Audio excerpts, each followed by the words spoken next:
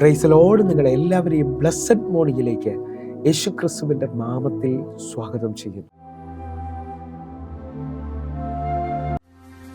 ഇത്രയും സ്നേഹിച്ചാൽ പോരാ, അങ്ങേ ഇത്രയും ആരാധിച്ചാൽ പോരാ. ഇത്രയും സ്നേഹിച്ചാൽ പോരാ, അങ്ങേ ഇത്രയും ആരാധിച്ചാൽ പോരാ. എനിക്കുള്ളതിനേക്കാൾ എൻ ജീവനേക്കാൾ അങ്ങേ സ്നേഹിപ്പാനാ എനിക്കാശ. എനിക്കുള്ളതിനേക്കാൾ എൻ ജീവനേക്കാൾ അങ്ങേ സ്നേഹിപ്പാനാ എനിക്കാശ. യേശുവേ ആരാധ്യനേ, യേശുവേ ആരാധ്യനേ, യേശുവേ ആരാധ്യനേ, യേശുവേ ആരാധ്യനേ.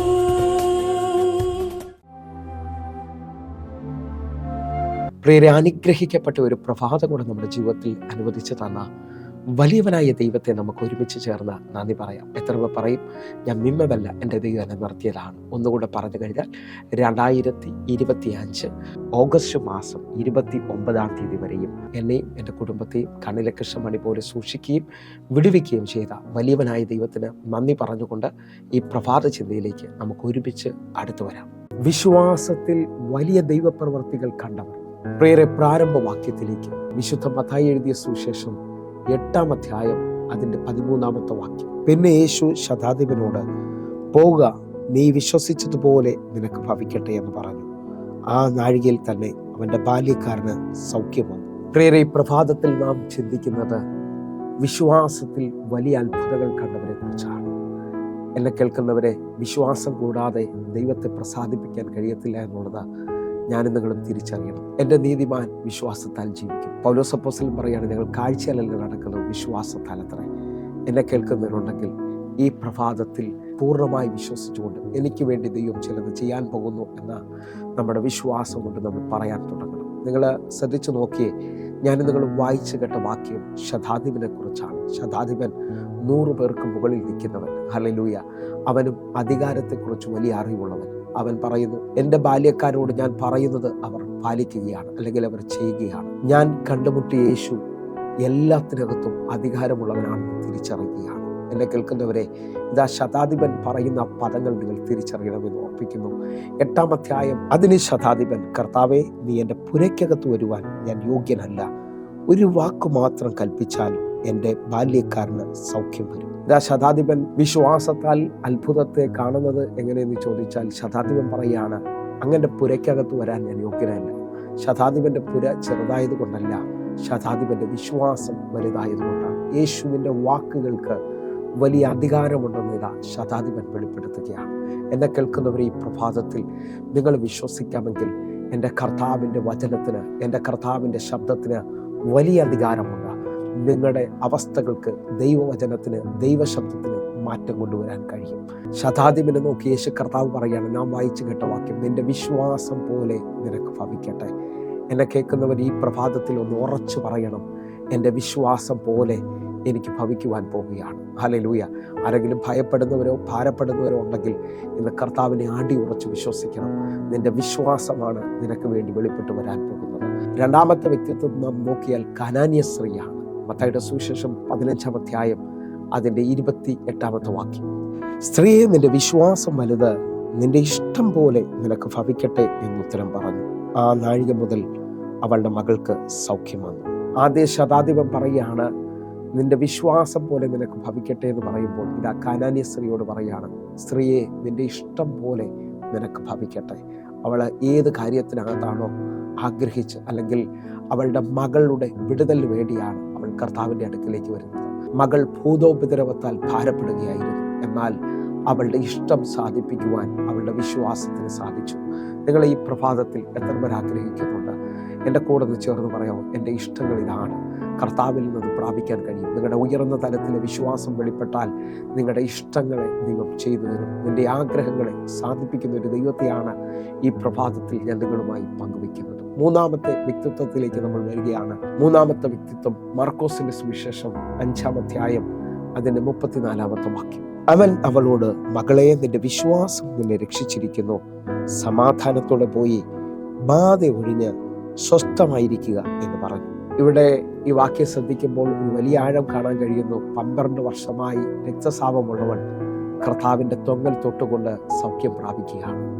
അവൾ എന്താണോ പറഞ്ഞത് അവളുടെ ജീവിതത്തിനകത്ത് അത് സംഭവിക്കുകയാണ്. അവളുടെ സാഹചര്യത്തിനകത്ത് എല്ലാം അവസാനിച്ചു. വൈദ്യന്മാരെല്ലാം അവളെ കൈവിട്ടെങ്കിലും അവൾ വാക്കുകൾ കൊണ്ട് പറഞ്ഞു, ഞാൻ യേശുവിനെ തൊട്ടാൽ ഞാൻ രക്ഷ പ്രാപിക്കും. അവൾ ആ വസ്ത്രത്തിൻ്റെ തൊങ്ങൽ തൊട്ടു. ആ തൊട്ട മാത്രയിൽ യേശുവിൽ നിന്ന് ശക്തി പുറപ്പെട്ടതായി കാണുന്നു. യേശു അവളോട് പറയുന്ന പദമാണ്, മകളെ, നിന്റെ വിശ്വാസം നിന്നെ രക്ഷിച്ചിരിക്കുന്നു, ബാധ ഒഴിഞ്ഞ് സ്വസ്ഥമായിരിക്കുക. എന്നെ കേൾക്കുന്നവരെ, വിശ്വാസം രക്ഷിക്കുന്നതാണ്. വിശ്വാസം ഈ പ്രഭാതം മുതൽ പറയാൻ തുടങ്ങിയാൽ നിങ്ങളുടെ ജീവിതത്തിനകത്ത് ഇതുവരെയും കാണാത്ത ഡോറുകൾ ഓപ്പൺ ആകാൻ തുടങ്ങും. വിശ്വസിക്കാൻ പറ്റുമെങ്കിൽ നിങ്ങളുടെ വിശ്വാസം നിങ്ങളെ തളർത്താൻ പോവുകയല്ല, നിങ്ങളുടെ വിശ്വാസം നിങ്ങളെ രക്ഷിക്കുവാൻ പോവുകയാണ്. എൻ്റെ കൂടെ ചേർന്നുകൊണ്ട് കർത്താവിൽ ആഴമായി വിശ്വസിക്കുന്നവർ പറഞ്ഞാട്ടെ. 1, വിശ്വാസം നമ്മുടെ ജീവിതത്തിൽ ഭവിക്കും. 2, ഇഷ്ടം വെളിപ്പെട്ടു വരും. 3, എന്നെ കേൾക്കുന്നവരെ, ഇതാ വിശ്വാസം നിന്നെ രക്ഷിക്കാൻ പോവുകയാണ്. 4-മത്തത് ഈ 36-ാമത്തെ വാക്യത്തിൽ യേശു കർത്താവ് യായിറോസിനോടുകൂടെ പറയുന്നതാണ്. യായിറോസ് ഹല്ലേലൂയ തൻ്റെ പാരമ്പര്യം നോക്കാതെ, തൻ്റെ സാഹചര്യം നോക്കാതെ, തൻ്റെ പ്രമാണിത്വം നോക്കാതെ, പട്ടണത്തെ നോക്കാതെ യേശുവിൻ്റെ കാൽക്കൽ വന്ന് വീഴുകയാണ്. കാൽക്കൽ വന്ന് താൻ അപേക്ഷിച്ച വിഷയത്തിനകത്ത് അപേക്ഷയിൽ ഉപേക്ഷിക്കാത്തവൻ തൻ്റെ കൂടെ പറയുന്ന പദം ശ്രദ്ധിക്കണമേ.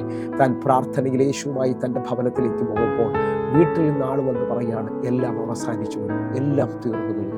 പക്ഷെ നിങ്ങൾക്ക് ഒരുമിച്ചൊന്ന് വിശ്വസിക്കാൻ പറ്റുമെങ്കിൽ ഇതാ യേശു കർത്താവ് യായിറോസിനോട് പറയാണ്. 36-ാമത്തെ വാക്യം, മർക്കോസിന്റെ സുവിശേഷം 5-ാം അധ്യായം 36-ാമത്തെ വാക്യം. യേശു ആ വാക്ക് കാര്യമാക്കാതെ പള്ളിപ്രമാണിയോട്, ഭയപ്പെടേണ്ട, വിശ്വസിക്കുക മാത്രം ചെയ്യുക എന്ന് പറഞ്ഞു. നിങ്ങൾ നോക്കേ, യേശു കർത്താവ് ഇതാ പള്ളിപ്രമാണിയോട് പറയാണ്, അല്ലെങ്കിൽ യായിറോസിനോട് പറയാണ്, നീ ഭയപ്പെടേണ്ട, വിശ്വസിക്കുക മാത്രം ചെയ്യുക. അവസാനിച്ചെന്ന് പറയുന്ന ഒത്തിരി വിഷയങ്ങളില്ലേ, തീർന്നെന്ന് പറയുന്ന ഒത്തിരി വിഷയങ്ങളില്ലേ, ഇതാ 4-ാമത്തെ തലം ഞാൻ നിങ്ങളോട് വിളിച്ചു പറയുന്നു. നിങ്ങൾ വിശ്വസിക്കാൻ പറ്റുമെങ്കിൽ തീർന്ന ചില മേഖലകളിൽ, അവസാനിച്ച ചില മേഖലകളിൽ ഇന്ന് വലിയ വഴികൾ തുറക്കാൻ പോവുകയാണ്. വലിയ അത്ഭുതങ്ങൾ സംഭവിക്കാൻ പോവുകയാണ്. പച്ചവെള്ളത്തെ വീഞ്ഞാക്കിയ, ഒഴിഞ്ഞ പടകിനെ നിറച്ച, മരിച്ച ലാസറിനെ നാറ്റം വെച്ചവനെ 4-ാമത്തെ ദിവസം വിളിച്ച് അത്ഭുതത്തോടെ പുറത്തു കൊണ്ടുവന്നവൻ നിന്റെ ജീവിതത്തിനകത്തും അവസാനിച്ചെന്ന് പറയുന്ന ചിലത് ഈ പ്രഭാതത്തിൽ വിളിച്ചു പുറത്തു കൊണ്ടുവരാൻ പോവുകയാണ്. എന്നെ കേൾക്കുന്നവർ, ഈ 4 തലങ്ങൾ നമ്മൾ തൊടുമ്പോൾ യേശു കർത്താവ് എന്നോട് നിങ്ങളോട് പറയാണ്, ആത്മാവിൽ നിറഞ്ഞാൽ, പരിശുദ്ധാത്മാവിൻ്റെ സഹായത്തിൽ ജീവിക്കാൻ പറ്റുമെങ്കിൽ യേശു ചെയ്തതിനേക്കാൾ വലിയ അത്ഭുതങ്ങൾ നിങ്ങൾക്ക് ചെയ്യുവാൻ കഴിയും. ഇന്ന് എന്നെ കേൾക്കുന്നവരെ, പരിശുദ്ധാത്മാവിൻ്റെ സഹായം, പരിശുദ്ധാത്മാവാണ് നമ്മെ നിത്യത വരെ മുദ്രയിട്ടിരിക്കുന്നത്, പരിശുദ്ധാത്മാവാണ് നമ്മെ വഴി നടത്തുന്നത്. അങ്ങനെ വിശ്വസിക്കുന്ന ഓരോ ദൈവമക്കളും എൻ്റെ കൂടെ ചേർന്നുകൊണ്ട് ഈ വാക്യത്തെ നമ്മൾ ചേർന്ന് വായിച്ചുകൊണ്ട് നമുക്ക് ഒരുമിച്ച് വിശ്വസിക്കാം. വലിയ വാതിൽ തുറക്കാൻ പോകും. യോഹന്നാന്റെ സുവിശേഷം 14-ാം അധ്യായം അതിൻ്റെ 12-ാമത്തെ വാക്യം. ആമേൻ, ആമേൻ, ഞാൻ നിങ്ങളോട് പറയുന്നു, ഞാൻ ചെയ്ത പ്രവൃത്തി എന്നിൽ വിശ്വസിക്കുന്നവനും ചെയ്യും. ഞാൻ പിതാവിൻ്റെ അടുക്കൽ പോകുന്നത് കൊണ്ട് അതിൽ വലുതും അവൻ ചെയ്യും. ഈ വാക്യം നാം ശ്രദ്ധിക്കുമ്പോൾ തന്നെ റോമാലേഖനം 12-ാം അധ്യായം 3-ാമത്തെ വാക്യം പറയാണ്, വിശ്വാസത്തിൻ്റെ അളവ് പങ്കിട്ടതുപോലെ. എന്നെ കേൾക്കുന്നവരെ, ഓരോ വ്യക്തികളുടെ മേളിലും വിശ്വാസത്തിൻ്റെ അളവിന് വ്യത്യാസമുണ്ട്. ഞാൻ നിങ്ങളും വായിച്ചു കേട്ട 4 വ്യക്തിത്വങ്ങളെ കുറിച്ച് കേട്ടു. ഈ പ്രഭാതത്തിൽ അധികം വിശ്വസിക്കാൻ പറ്റുമെങ്കിൽ നിങ്ങളുടെ മുമ്പിൽ നിൽക്കുന്ന മലയെ നിങ്ങൾക്ക് നീക്കുവാൻ കഴിയും. നിങ്ങളുടെ മുമ്പിൽ നിൽക്കുന്ന കാട്ടത്തിയോട് കടലിൽ പോയി ചാടുവാൻ പറഞ്ഞാൽ സംഭവിക്കും.